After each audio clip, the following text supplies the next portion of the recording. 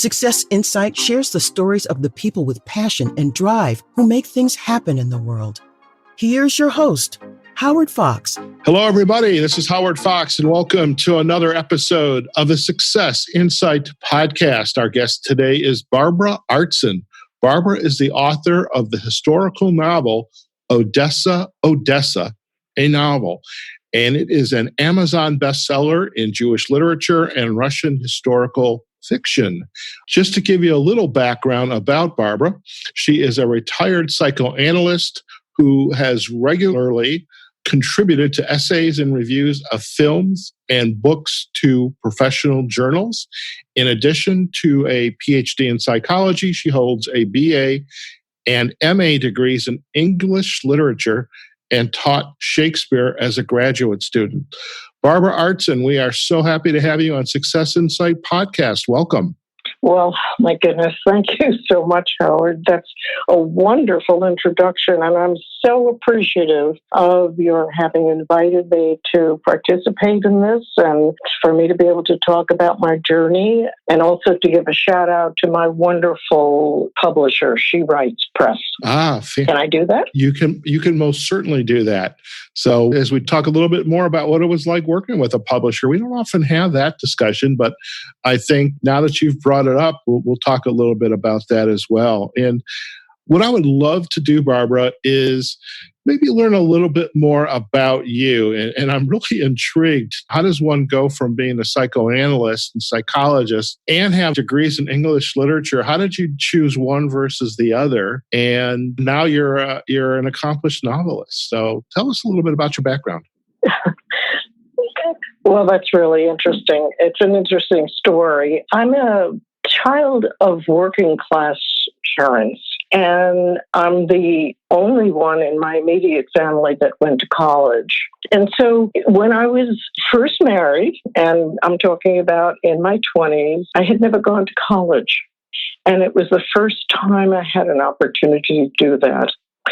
And I decided that I wanted to start reading all the things that I had never read before.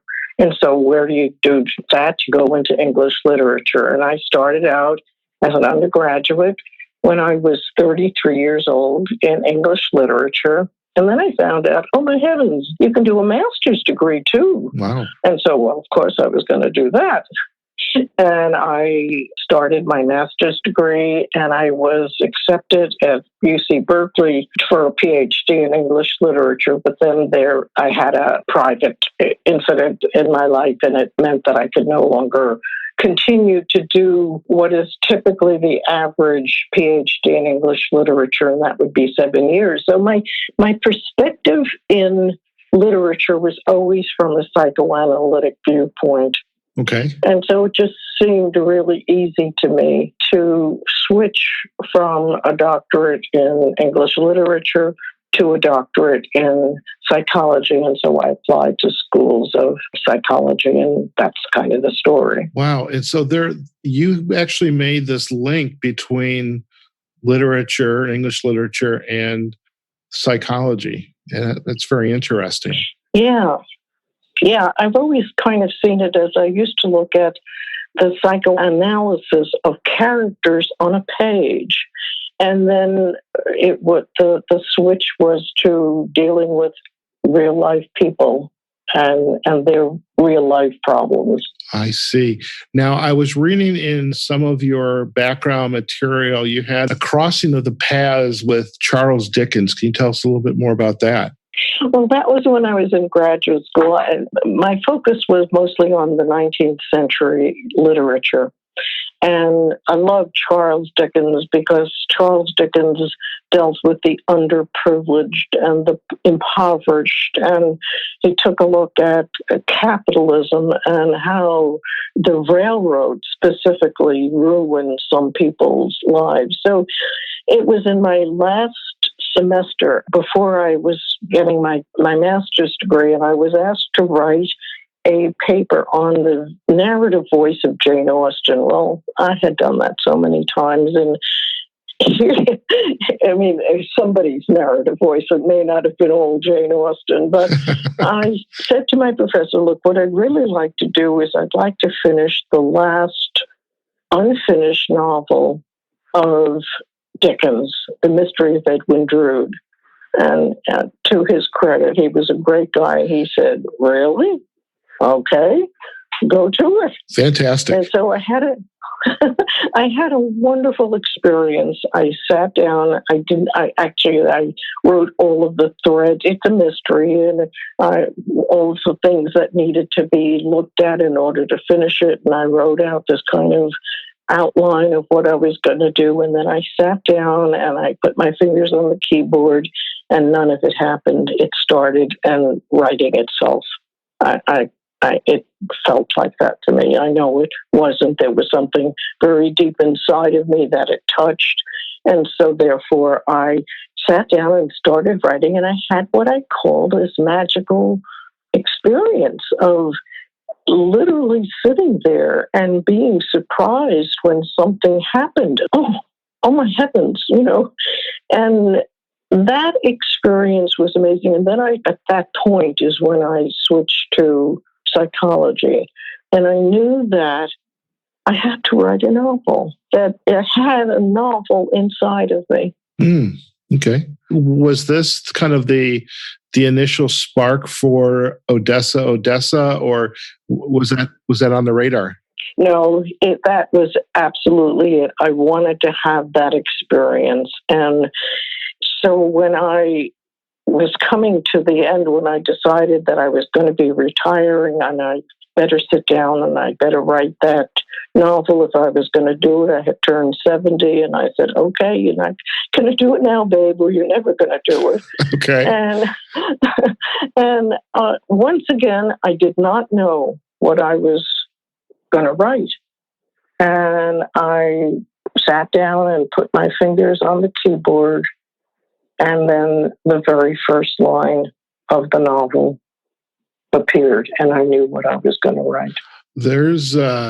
I think that's why we love calling our show Success Insight, because that word insight is just a powerful word. You never know where it's going to come from. Yeah, it's a magical experience, and I'm sure you've done some writing and you've had things like that have happened to you, and you tap into something, but you have to open the opportunity for it to happen. Had I not put my fingers on the keyboard, it wouldn't have happened. Yeah. I mean, you just have to sit down, and the journey of a lifetime begins with that first step. And so is the writing of the novel, is putting the fingers on the keyboard. Now, tell us about Odessa, and where did this story come from? Well, it's very, very loosely based on my mother's experience. My mother was born on the outskirts of Odessa in 1905, and she came to this country when she was 10 years old. And like most immigrants, my mother would never talk about her experience. So I didn't know anything about it except that she came from Odessa. And because my grandparents never learned English, and they spoke Yiddish, and I didn't speak Yiddish, I couldn't understand. And I was always interested in the background of wanting to know where they came from and what it was like. And from my vantage point now, I understand that my mother had to have suffered great trauma, because the Jewish experience in Russia was horrific. Oh, yes. There were pogroms, and they were not allowed to have education, and they were shunted off into shtetls where they could live, and they could only get out at certain times. So I know now that my mother could not talk about that. Maybe she didn't even remember it, but I think she was so traumatized. But my mother came to this country at 10. She had a couple of years of education. She spoke without an accent. She learned English, and she became an American, and that was what she endeavored to do, become a real American. And in some ways she did, in some ways she never did. But so the novel was my attempt to understand my mother better, to understand her life, and to give me some kind of foundation for understanding where I came from. Okay. And I have to say, and I will, I think I would believe that I'm probably not the first one that will ask you this, but the story reminds me in some ways of Fiddler on the Roof. I mean, I grew up with Fiddler on the Roof. My dad was from not Russia per se, but one of the states along Russia, those small states. Let's see that. Yeah, so that would be my dad's side, his parents, and on my mom's side, that was Germany. But the story of Fiddler on the Roof, where they're in their shtetl, the pogroms are taking place, and then things are just so bad. The kids are going. One group goes to Palestine, another group goes to America. And I just remember that scene. How much of that scene, that idea of, okay, we're going to pick up and go somewhere, has some similarities. Again, this is obviously totally different than Fiddler on the Roof. Where are there some of those similarities between, okay, we need to leave because things are intolerable here. What happened next? Well, the opening of the book is a pogrom. And that is what I know eventually determines all immigrants for them to leave what is unsafe. Right. I don't know, when you talk about Fiddler on the Roof, of course I saw that, and of course it must have some reverberations in my unconscious. It was a very important play that I saw. Whether that informed my sense of the narrative, I can't say for sure. I just knew that, again, I continued to have these experiences as I would write each chapter. I didn't know what the next chapter would be. Sure. So when I finished the first chapter and it ends with Kenya, the matriarch, discovering that she's pregnant, and she gives birth to this child, and she knows that they have to leave, and her husband knows that they have to leave, that the next thing is they have to leave. And so I got them to go. So the story of your mother, now, was she an only child? Were there other siblings that they... Yeah, there were 7 siblings, and that is in the novel. That is what is true. That I used my mother's siblings and I used their personality. Not the actual incidents are not incidents that happened, but I used how I would imagine my mother would respond to something, or how my Uncle Sam would respond to something. I had an uncle who did crazy, funny things, somersaults, and in the living room, and he'd bump into something and he would laugh. They were very funny, crazy kind of family that laughed a lot. So I used that as the foundation for building their character, so that anything that they would have said in my novel, they could have said, but they didn't. They weren't actual incidents. Sure. Well, tell us more about, so starts with the pogrom, there's a pregnancy, and they realize they have to leave. What happens next? Well, the patriarch of the family, this person who was a rabbi in the shtetl, and somebody who comes from a history of rabbis and cantors, he takes his oldest children and he comes to New York first, to the east side, the Lower East Side. And Henya is left with her 4 younger children, who she had never before did anything in her home.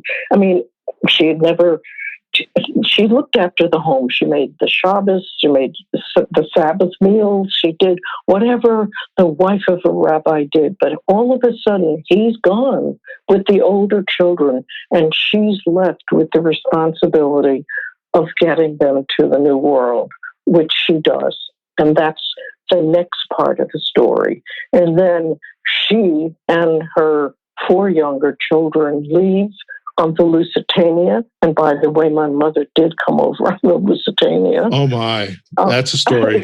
Yes. And then they settle in the Lower East Side. And of course, there's so many disappointments.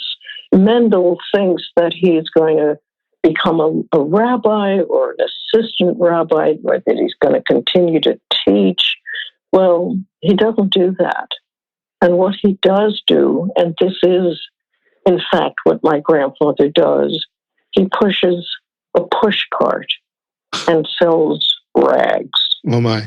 And I have a part, there's something I would like to read if you think it would be good. Oh, Barbara, please do. From my novel, that is that kind of, okay. So what this is a poignant example of what the first generation of immigrants confronted in their new world. The disappointment, the shame, the humiliation, their loss of confidence, their loss of faith, even in their children's eyes. So that's why I want to read this, and I would hope that we would be able to think about the current generation of immigrants who are facing these. I really, really want to talk about that too, because I think this story just is transcending multiple generations and exists today. Absolutely. So here I go. Okay. Okay. Stripped of his dignity and with little to occupy his once agile mind, Mendel, now 69, sits at the window of his street-level apartment on Neptune Avenue in Brighton Beach, watching the world of commerce pass. Horse-drawn wagons delivering 25-pound blocks of ice to those with money enough to have purchased an icebox, trailed by scampering kids, hoping to catch the flakes flying from the iceman's pick as he chips away at his precious payload with a pickaxe. Women toting beheaded, feathered chickens in their shopping bags, still warm and quivering, trailing blood, the makings of the evening meal. Vendors schlepping grindstones on jerry-rigged push carts to sharpen household implements, repetitively imploring potential customers, knives, I sharpen knives, scissors, razors, knives, I sharpen knives. Other aspiring capitalists carry their threadbare wares in burlap sacks secured on their backs like downtrodden beasts of burden, wailing, clothes, I cash clothes, cash for clothes. Competition is fierce among the 25,000 immigrant peddlers in Brighton Beach, pushing carts and hawking fish, not so fresh meat, fruit, vegetables, rags, shoestrings, and men's collars. Weekly, an Italian organ grinder stops by Mendel's open apartment window to entertain with his ring-tailed monkey, paw extended to snatch pennies from the outstretched hands of the gathering crowd of delighted children. They greet each other in name in their heavily accented mélange of language. Buongiorno, Rabbi. Guten Morgen, Mr. Alonso. Not only is he a failed rabbi, but worse, a poor husband and father who can't support his family and takes handouts from his children. The shame is unbearable. Wow. Just the imagery of what is happening and just coming over from the old country into this new country and just all of a sudden being insignificant in who we are, not being able to actualize what was once their potential. And I find it sad.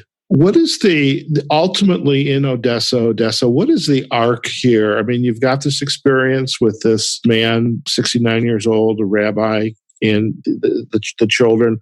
What's the arc here that is a I would say, is there an arc of possibility, or is this an arc that the story, I mean, we were just chatting beforehand for a minute, is that, we see so much of this today in the news, the immigrants coming up from Central and South America. Mm-hmm, mm-hmm. Maybe. Where's the arc in the story arc in the book?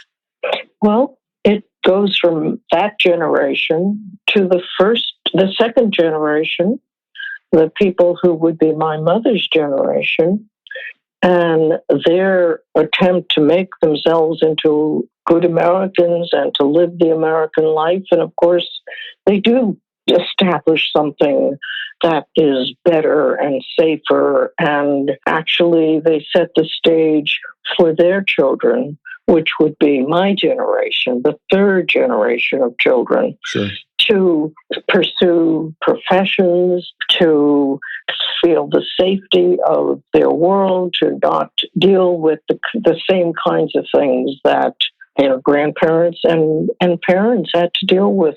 And so the arc is, and this would be what we would hope for those people who were dealing this struggling, the dreamers and the people coming up from Mexico and the other countries in Central America, that they would be given a similar opportunity, because, those immigrants, we stand on their shoulders.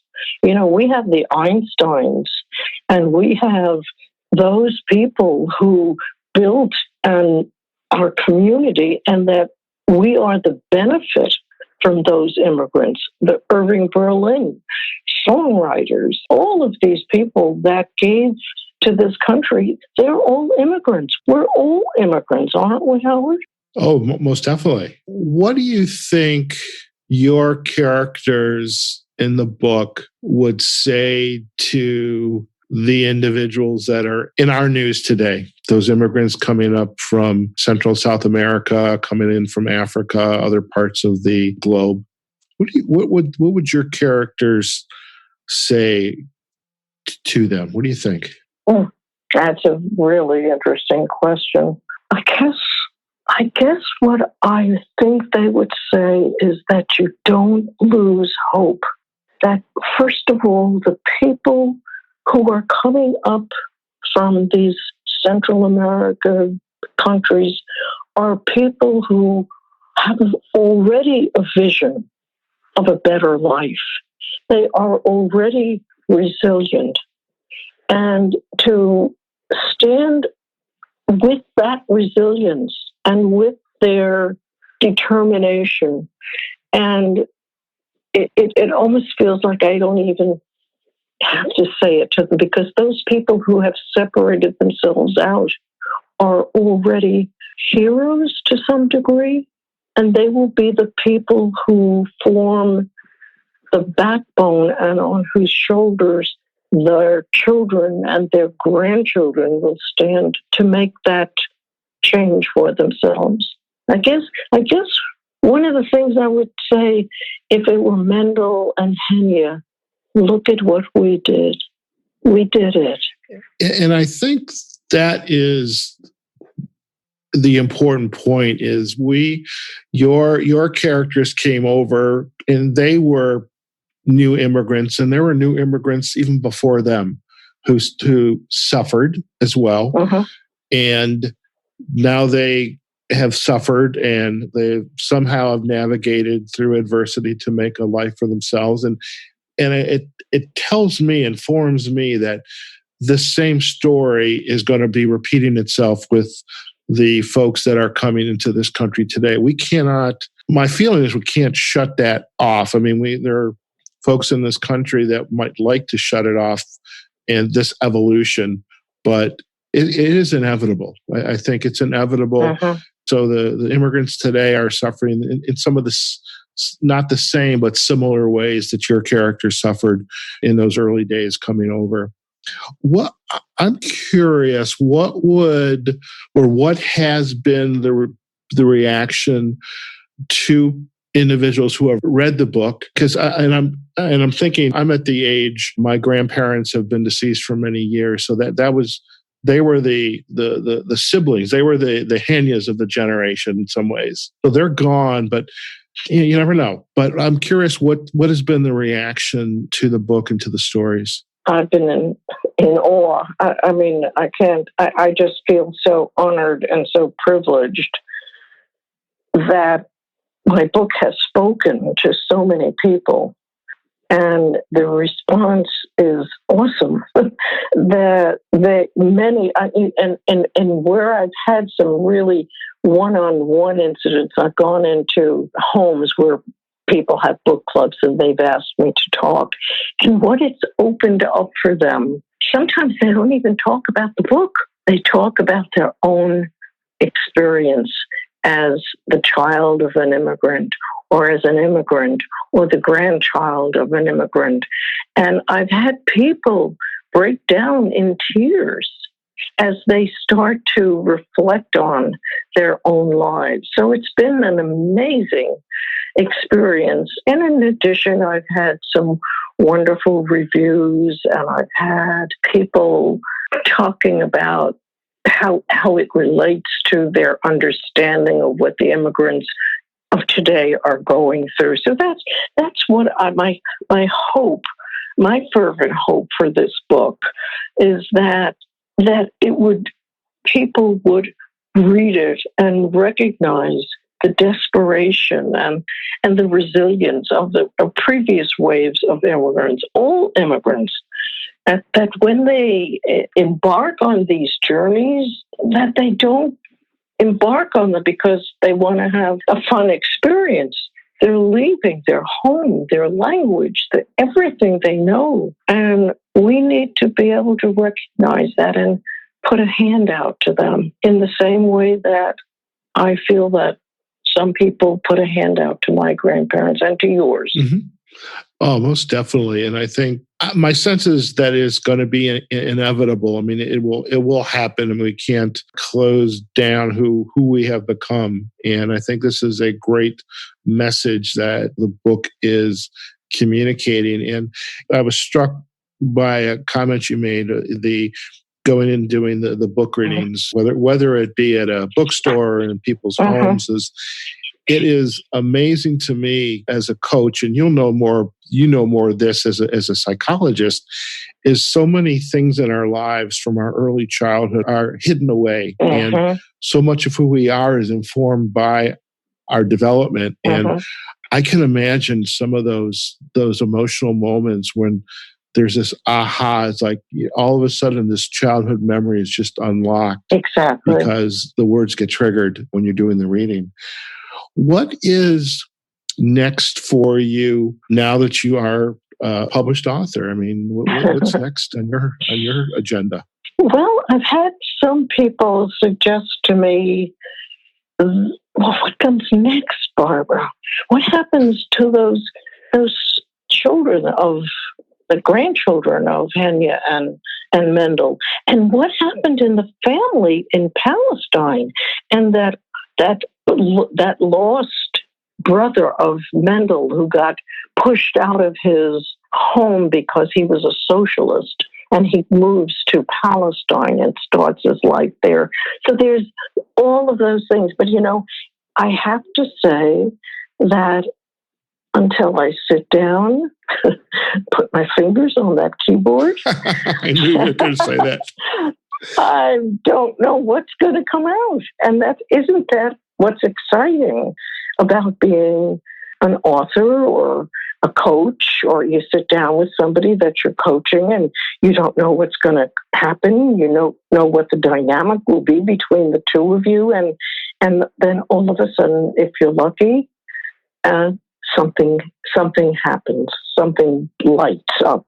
Hey, when it happens, it happens. And I am curious, too, at the early stages of our conversation, you mentioned your publisher. And what was it like for you to work with a publisher to help you launch this book? Well, I think the She Writes Press is a very special publishing house. They publish only women. It's run by women. Brooke Warner. They have a group of authors and we have a special page that we can help each other with. Somebody might put something up on the Facebook page and say, "Hey, has anybody run into doing this?" It is like a sisterhood, and I don't know that any other publishing house, of course, I only know this one, would be so concerned on personal level, on a professional level. They really have been there holding hands, encouraging, pushing. They're tough. They're tough also. I was lucky. There were three ways in which, maybe four ways in which one could get accepted as an author. And what that was to be accepted, and you have a lot of work and we're going to help you edit. And one, we have some work and you need to do some work and we can help you with that. And then the other one, yay, great, we're just taking you and you get to go. And I was fortunately that one where they just said, we're taking you. And so there's just, even in that, there is so much support. It's a sisterhood. That's fantastic. Yeah. Oh, yes.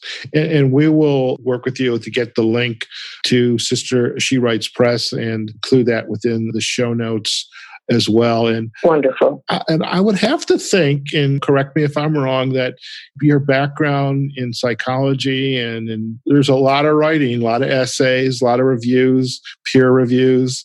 Did you find that experience helped your ability to sit down, and maybe it was the discipline, maybe it was the creativity, a little bit of both, to actually sit down and write that book? Or what kind of did that inform you in some way?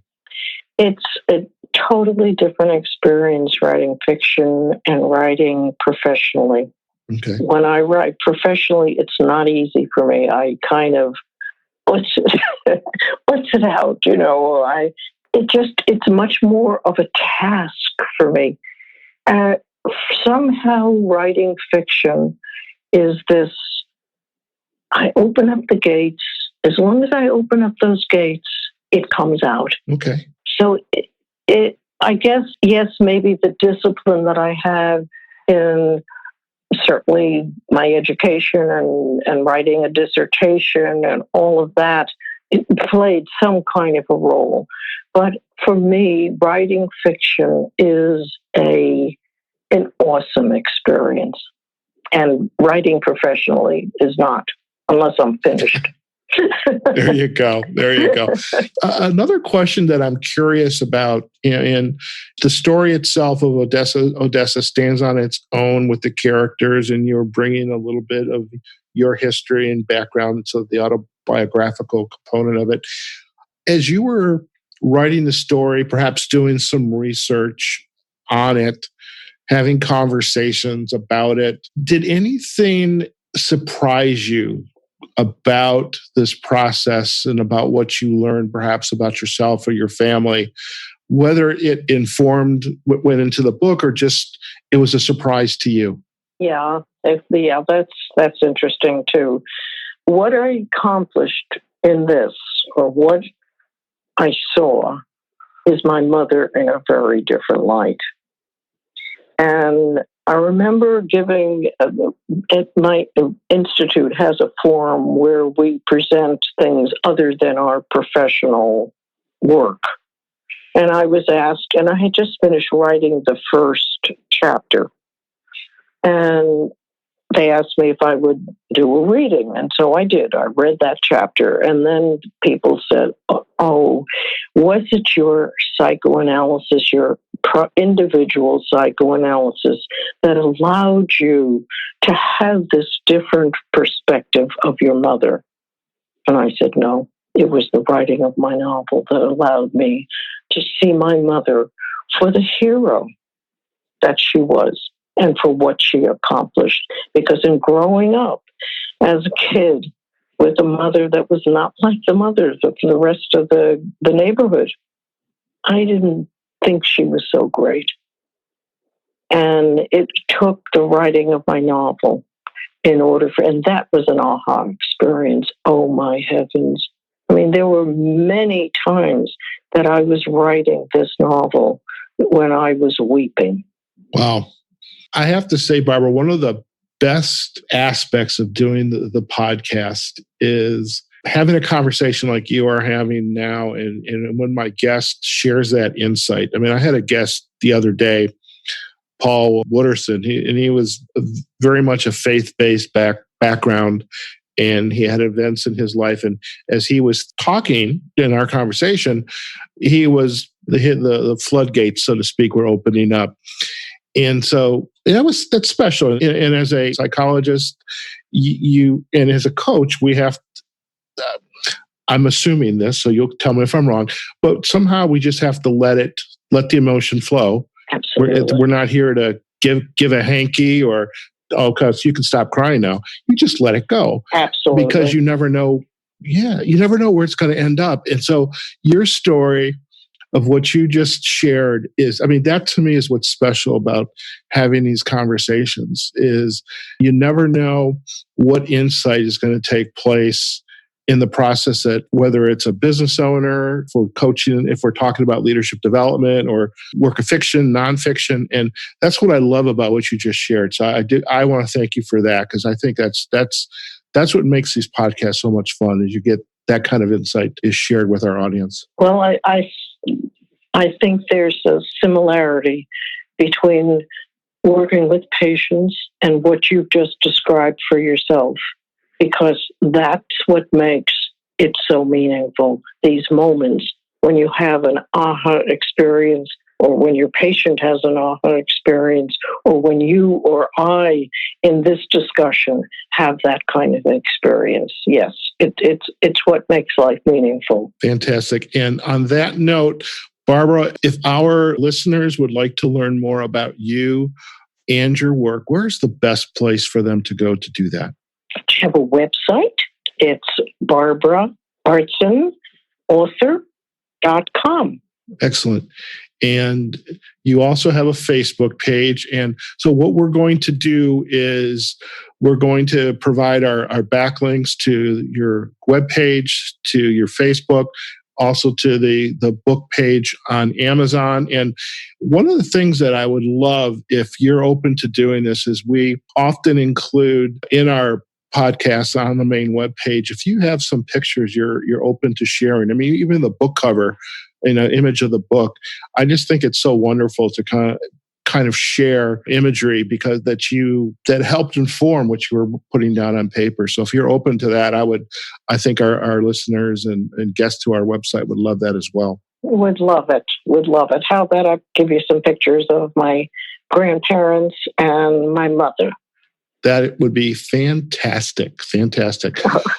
Well, listen, again, thank you so much for contacting us and being open to doing this podcast. This was very special, and I am truly looking forward to reading Odessa over the holidays. So it's definitely going to be on my list. Sometimes it's nice not to have to read nonfiction. Yes. Well, thank you for this. I really appreciate it. It's been a wonderful interview. You're a great interviewer, Howard. There you have it, folks. We have just had a conversation with Barbara Artson, and she is the author of the historical novel, Odessa, a novel, and it is on the Amazon bestseller list under Jewish literature and Russian historical fiction, and just a real special book. And I would encourage you, if you've got some time on your hands and you're tired of reading work-related content, this is a nice book to enter into the holiday season with. So please do go out and have a look. And once again, we're going to provide you backlinks to Barbara's author page and book page on Amazon, her website, and also her Facebook page. So again, I hope you enjoyed today's episode. And remember, wherever you are, whatever you're doing, go out there and have a phenomenal day. And we'll see you on the next episode of the Success Insight Podcast. Take care now. Success Insight is a production of Fox Coaching and First Story Strategies. Find us online, successinsightpodcast.com.